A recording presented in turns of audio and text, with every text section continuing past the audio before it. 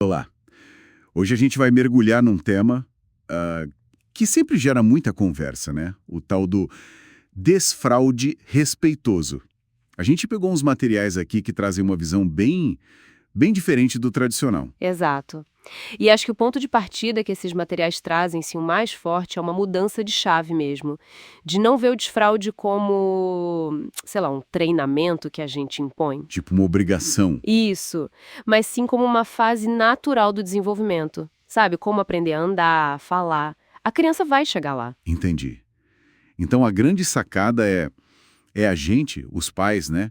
Sair da nossa ansiedade, do nosso reloginho e prestar atenção nos sinais que a criança está dando. Os materiais batem muito na tecla que a nossa pressa pode atrapalhar tudo. Totalmente. O respeito pelo ritmo de cada um é a base de tudo. Por isso que a idade, olha, varia demais. Pode ser com 2, 3, 4, até 5 anos às vezes.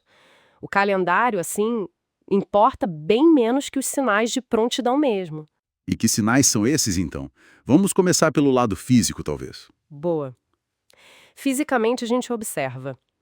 A criança começa a ficar seca por mais tempo, sabe? Tipo, 1h30, 2 horas. As evacuações também ficam mais previsíveis, não é toda hora. Aham. Ela começa a mostrar que está incomodada com a fralda suja, tenta tirar, às vezes até fala eca. E, claro, já ter a coordenação para conseguir abaixar a calça, sentar no penico ou no vaso. Certo. Mas não é só conseguir fisicamente, né? Imagino que a cabeça, o emocional, contam muito. Falando quero fazer xixi. Pode ser um jeito, um som. Um sinalzinho que ela cria. Exato. Ou ela começa a nomear xixi, cocô, fica curiosa com o banheiro, quer ver o que os adultos fazem lá, imita, entende instruções simples, tipo, vamos tentar no pinico. E, muito importante, mostra aquele desejo de fazer as coisas sozinha, sabe? A tal da autonomia começando a florescer. Entendi. Então, não basta lá poder fisicamente, ela precisa meio que entender o processo e querer participar. É essa combinação, capacidade e vontade. Perfeito. É uma parceria mesmo. E para essa parceria rolar legal, o ambiente faz toda a diferença. Tem que ter um clima de calma, de paciência e, por favor, sem comparações. Ah, mas o priminho já desfraldou. Isso não ajuda nada. Mata a autoestima da criança, né? Totalmente. E o banheiro tem que ser amigável, um redutor de assento, se precisar, e aquele banquinho para apoiar os pés. Esse banquinho parece detalhe, mas pelo que eu vi nos materiais, tem um porquê bem prático, fisiológico, né? Essencial. Não é só para alcançar.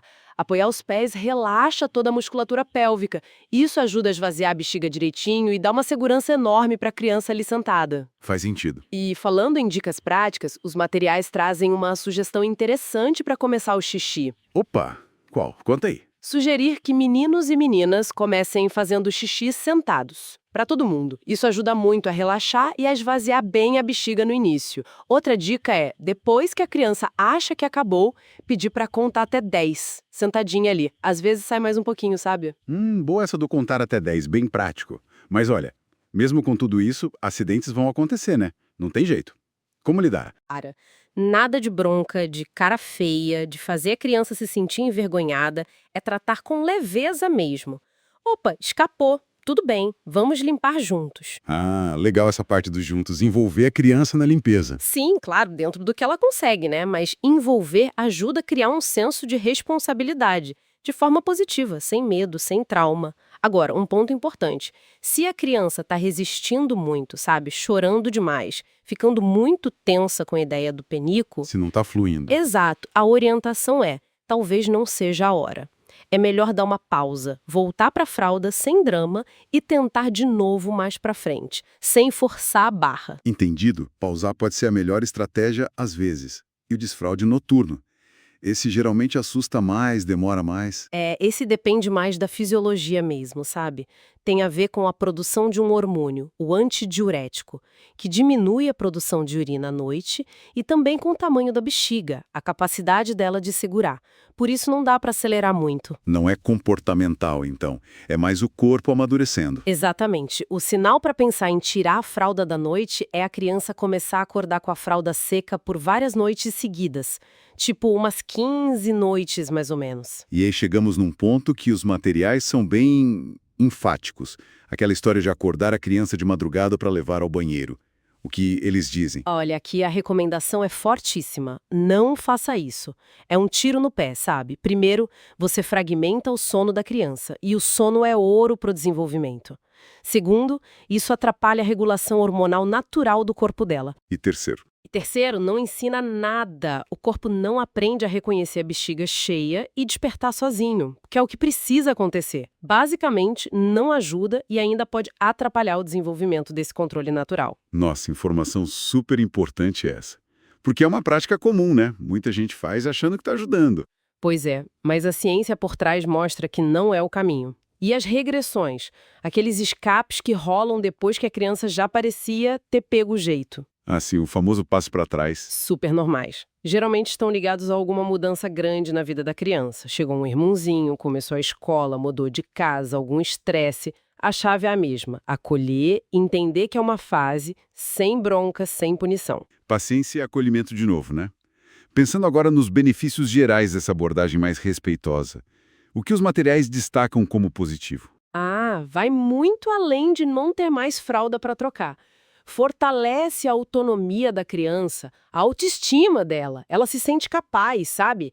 Ajuda a construir uma relação positiva com o próprio corpo e cria um laço de confiança muito forte com quem cuida dela, porque ela se sente respeitada. Isso é muito valioso. E o contrário?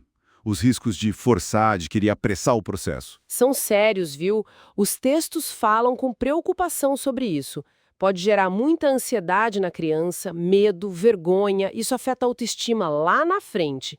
E tem os riscos físicos também, que não são poucos. Físicos, como assim? Sim, infecção urinária de repetição, porque a criança começa a segurar o xixi com medo, constipação crônica pelo mesmo motivo, segurando o cocô. Alguns materiais até levantam a possibilidade de reflexos disso na vida adulta, sabe? Dificuldades com o próprio corpo, com intimidade. Uau! Então, aquela pressão para resolver logo pode ter um custo alto, né? Inclusive para a saúde física mesmo.